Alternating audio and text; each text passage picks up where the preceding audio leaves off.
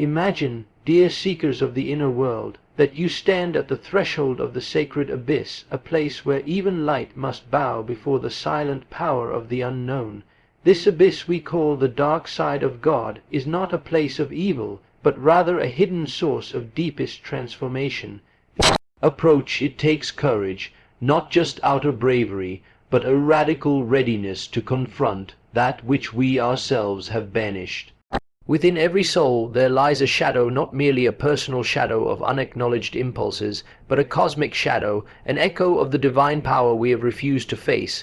We imbue our gods with light, wisdom, mercy, yet in that incomplete illumination we risk losing the full spectrum of sacred. The dark side, then, becomes the repository of what we refuse to name, the divine exile of our own unmetabolized energies. We project these unassimilated forces outward, onto deities and mythical beings, storms unrestrained, jealous wrath, divine fury. Like children casting stones at what they fear, we name the shadow as the god's fury or divine punishment, rather than owning it ourselves. But what if this feared darkness is not simply to be shunned? What if it is to be understood, to be drawn gently into the circle of consciousness? Individuation, the journey toward wholeness, demands this. We must dare to meet that fearful aspect of the divine within us in order to be truly free of its tyranny. It is not blasphemy to face what is dark, it is revolutionary love. Archetypes dwell in the depths of our psyche. The dark archetype of the wild, transformative God speaks. That force which destroys illusions, so new truth may emerge. In dreams, in myths, in our deepest visions, the dark God strikes not to punish, but to wake us. So, I ask you, will you stand in the quiet dark and receive its revelation? Will you listen, not with fear, but with the open ear of soul? The shadow of the divine is not a doctrine to be memorized, but an experience that unsettles the soul. One cannot speak of it without first acknowledging that the human image of the sacred is dangerously incomplete.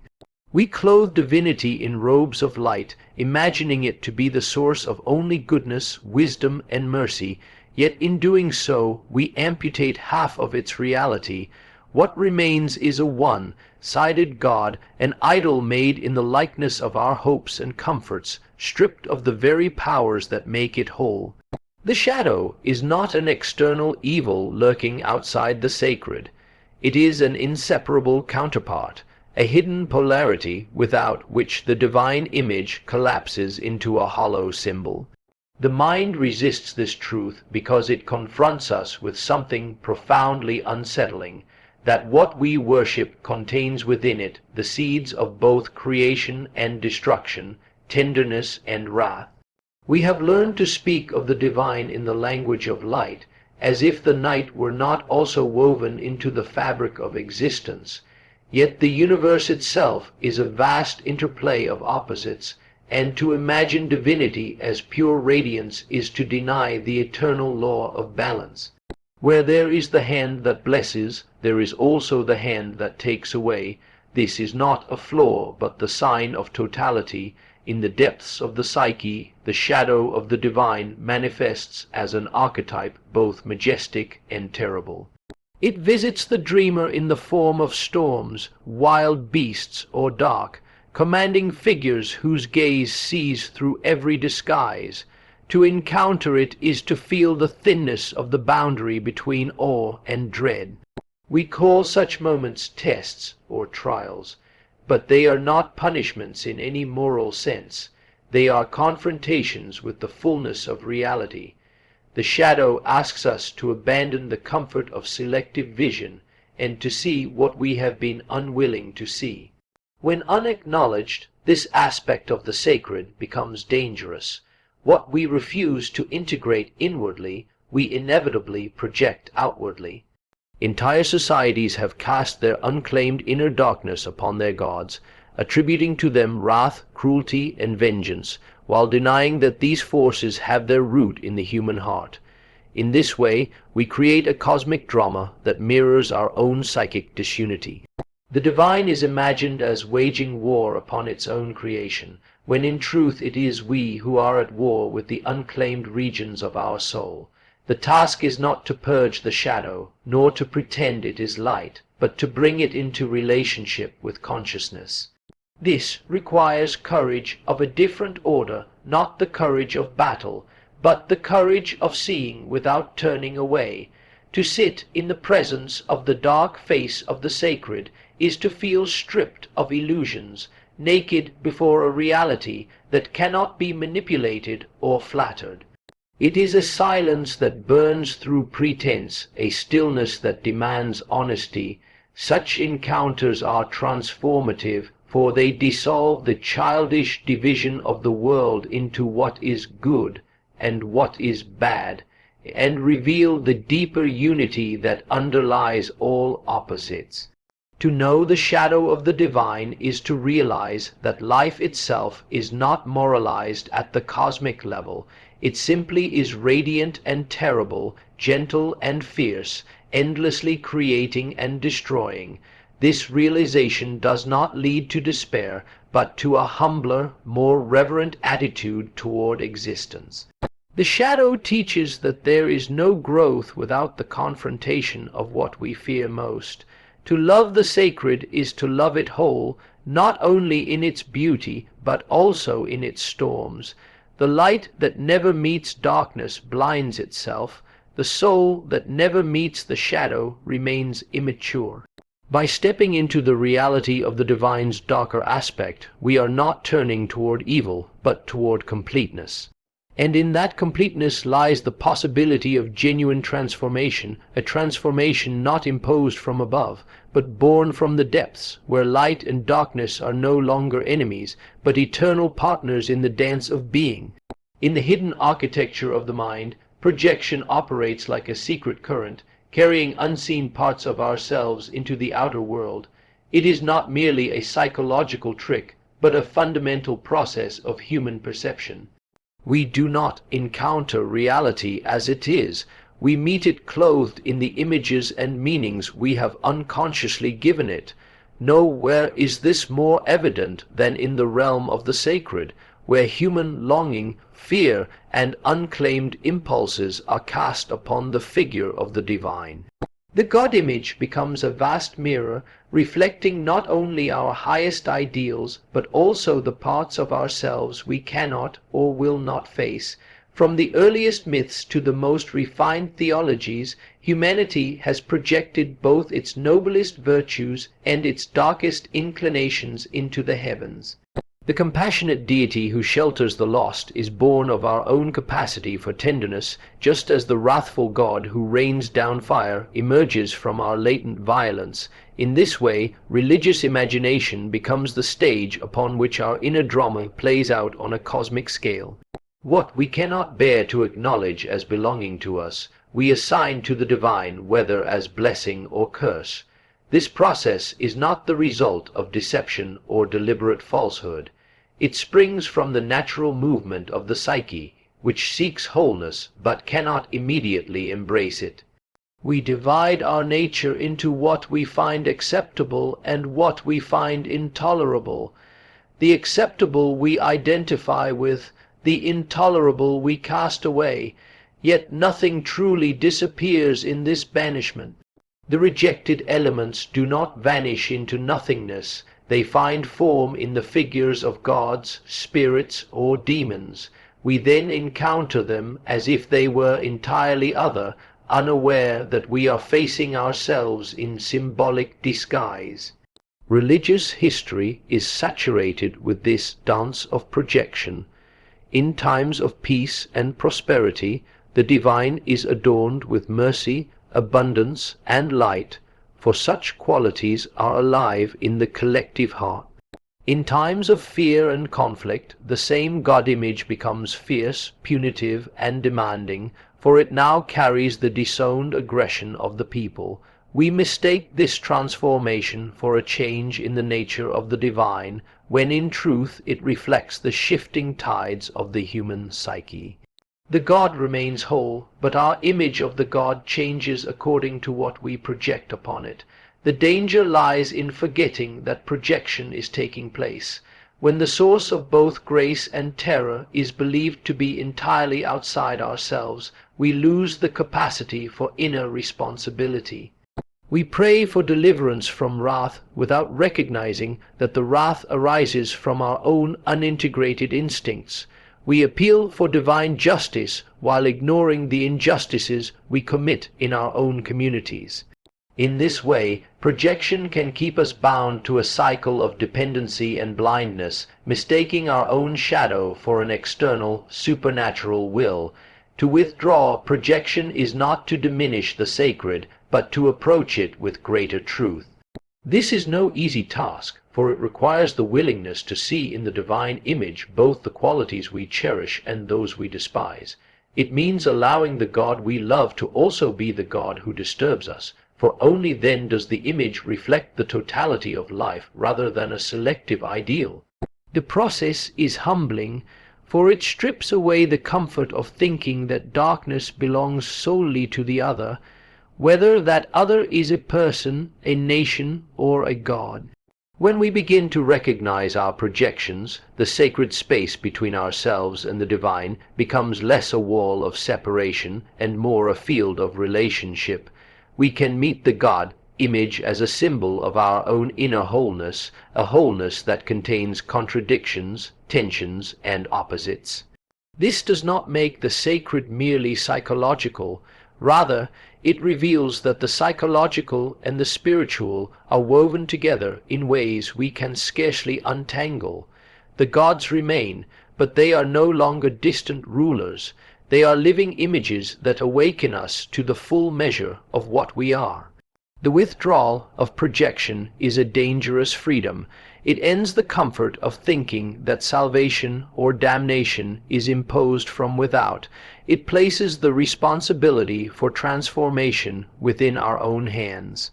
But it also opens the possibility of a deeper, more honest reverence, one that does not worship an idealized fragment, but bows before the mystery in its fullness. In this way, the divine is not reduced, it is restored to its true depth, and we, in turn, are restored to ourselves. The movement toward wholeness demands more than the pursuit of light. It requires a descent into the regions we have learned to fear. Individuation is not an ascent to some distant ideal, but a widening of the soul to contain all that it is, even the aspects that appear foreign, dangerous, or unworthy. Among these aspects lies what may be called the divine shadow, that dimension of the sacred which reflects our own unintegrated depths. To ignore it is to remain divided, for no part of the self can be truly exiled without consequence.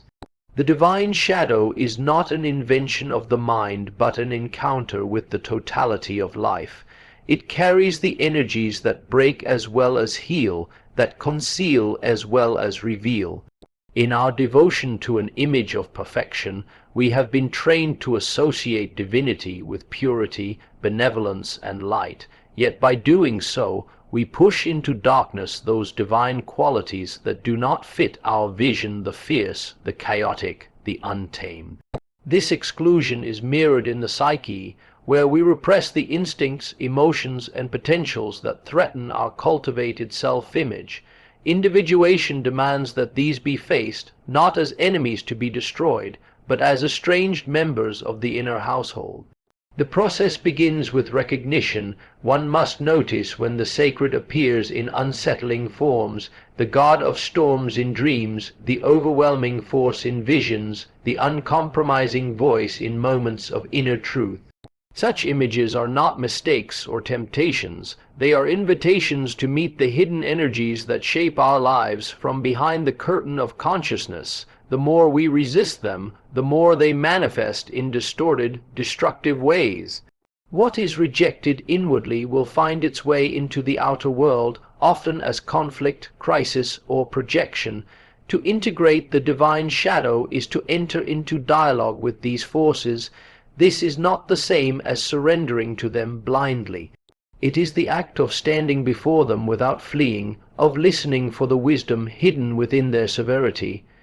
The shadow speaks in a language older than morality, a language of balance and necessity. It knows that creation and destruction are not opposites but partners, that endings clear the ground for beginnings, that limits preserve life as surely as growth does. This confrontation requires humility.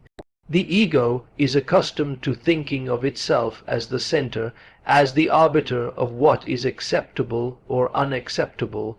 But when it meets the divine shadow, it faces a power that cannot be domesticated by will or reason.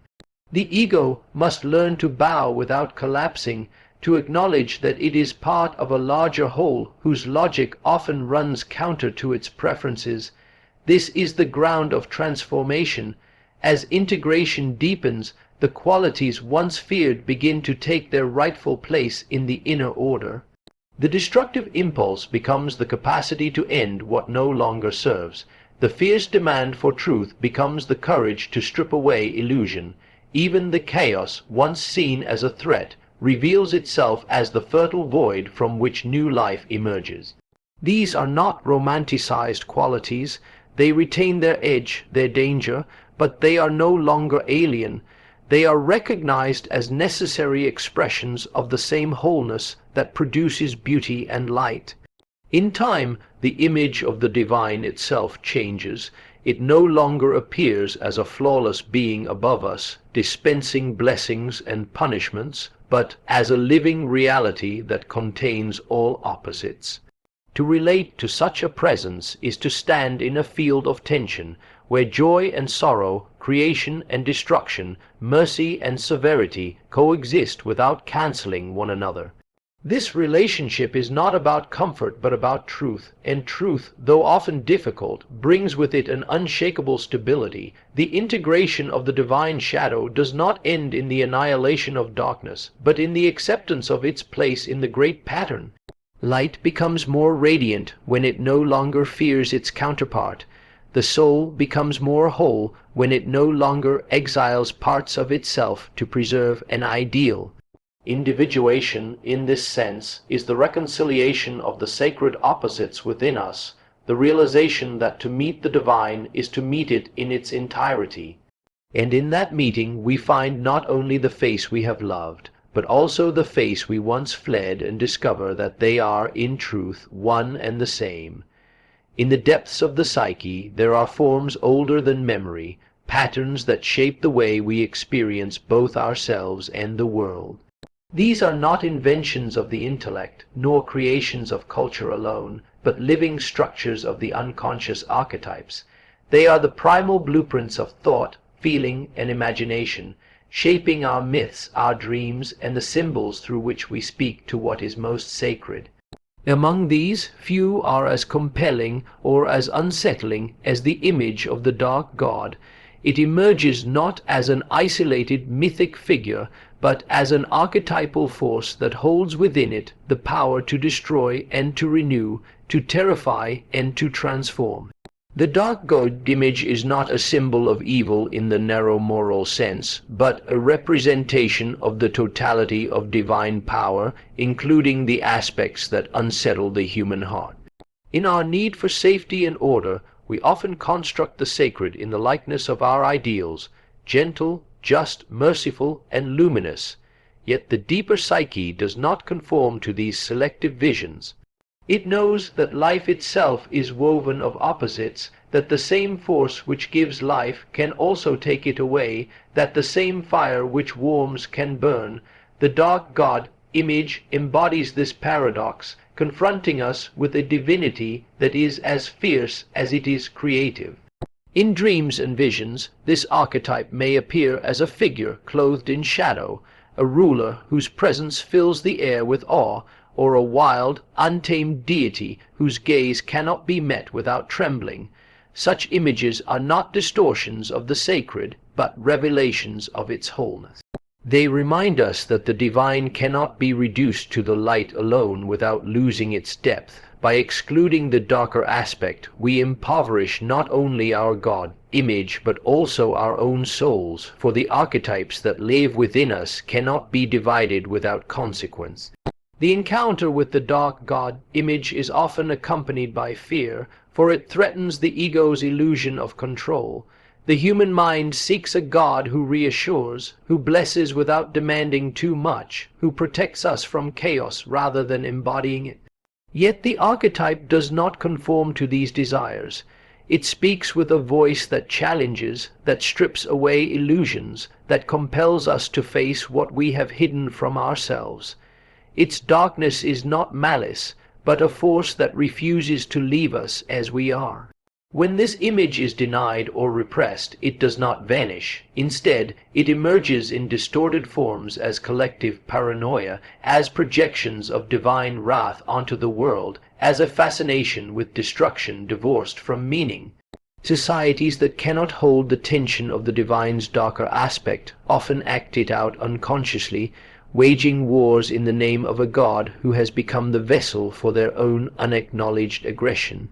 In this way, the archetype continues to operate, but without consciousness it becomes dangerous. To relate to the dark god image consciously is to step into a field of profound tension. One must hold the awareness that the sacred is not simply the source of comfort, but also the power that disrupts, dismantles, and transforms. This is not an easy stance to maintain. It requires the strength to endure contradiction without rushing to resolve it, to see both the terror and the necessity in the archetype's presence. Such endurance deepens the soul's capacity for truth, for it teaches that life cannot be contained within the narrow boundaries of preference and aversion.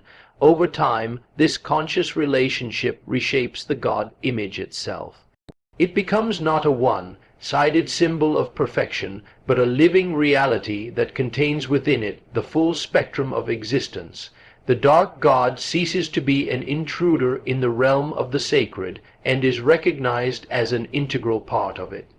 This recognition does not diminish reverence but makes it more profound, for it is rooted in the acceptance of what is, rather than in the clinging to what we wish to be. The archetype of the dark god is a mirror in which we see not only the mystery of the divine, but also the unclaimed depths of our own being. To meet it is to be reminded that transformation is rarely gentle, that renewal often comes through endings, and that the sacred is vast enough to hold both the womb and the grave. By integrating this image into our inner life, we draw closer to wholeness, not by escaping darkness, but by allowing it its rightful place in the eternal dance of opposites. In that acceptance, we come to know the divine not as an abstraction, but as a living, paradoxical presence, one that demands nothing less than the fullness of our attention and the courage of our surrender. And so I leave you with this paradox. The path toward divine fullness lies not through perpetual light, but through courageous communion with darkness. The greatest prayer is that which embraces the shadow and says, "Come, I welcome you, teach me." Only in this union, in this sacred marriage of the feared and the beloved, does the soul awaken. May you find the courage to meet the dark face of the sacred, and in that meeting discover your deepest liberation.